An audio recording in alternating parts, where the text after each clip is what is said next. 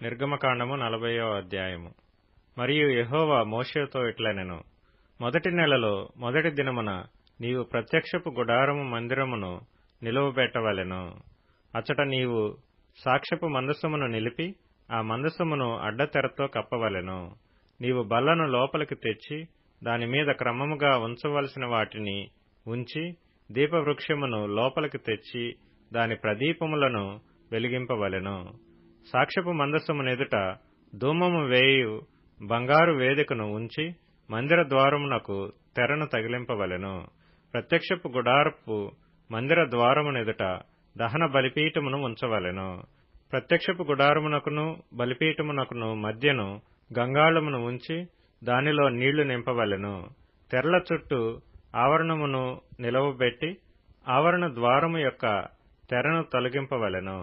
మరియు నీవు అభిషేక తైలమును తీసుకొని మందిరమునకును దానిలోని సమస్తమునకును అభిషేకము చేసి దానిని దాని ఉపకరణములన్నిటినీ ప్రతిష్ఠింపవలెను. అప్పుడు అది పరిశుద్ధమగును. దహన బలిపీఠమునకు అభిషేకము చేసి ఆ పీఠమును ప్రతిష్ఠింపవలెను. అప్పుడు ఆ పీఠము అతి పరిశుద్ధమగును.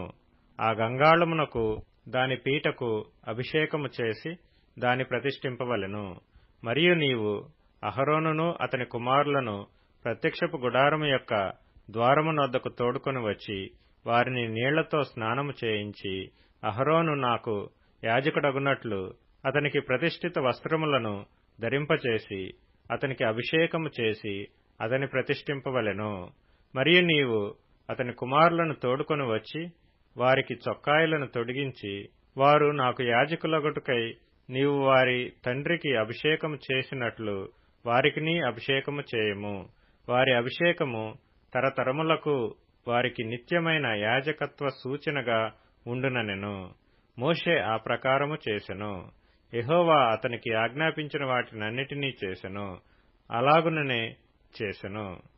2వ సంవత్సరమున మొదటి నెలలో మొదటి దినమున మందిరము నిలువబెట్టబడెను. యెహోవా మోషేకు ఆజ్ఞాపించినట్లు మోషే మందిరమును నిలువబెట్టి దాని దిమ్మలను వేసి దాని పలకలను నిలువబెట్టి దాని పెండె బద్దలను చొనిపి దాని స్తంభములను నిలువబెట్టి మందిరము మీద గుడారమును పరచి దాని పైని గుడారపు కప్పును వేసెను.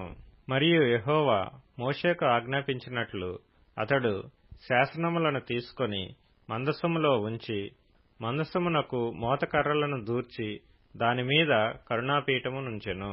మందిరములోనికి మందసమును తెచ్చి కప్పు తెరను వేసి సాక్ష్యపు మందసమును కప్పెను. మరియు యెహోవా మోషేకు ఆజ్ఞాపించినట్లు అతడు ప్రత్యక్షపు గుడారములో మందిరము యొక్క ఉత్తర దిక్కున అడ్డతెరకు వెలుపల బల్లను ఉంచి యెహోవా సన్నిధిని దానిమీద రొట్టెలను క్రమముగా ఉంచెను. మరియు యెహోవా మోషేకు ఆజ్ఞాపించినట్లు అతడు ప్రత్యక్షపు గుడారములో మందిరమునకు దక్షిణ దిక్కున బల్ల ఎదుట దీపవృక్షమును ఉంచి యెహోవా సన్నిధిని ప్రదీపములను వెలిగించెను. మరియు యెహోవా మోషేకు ఆజ్ఞాపించినట్లు అతడు ప్రత్యక్షపు గుడారములో అడ్డతెర ఎదుట బంగారు ధూప వేదికను ఉంచి దానిమీద పరిమళ ద్రవ్యములను ధూపము వేసెను. మరియు యెహోవా మోషేకు ఆజ్ఞాపించినట్లు అతడు మందిర ద్వారమునకు తెరను వేసెను.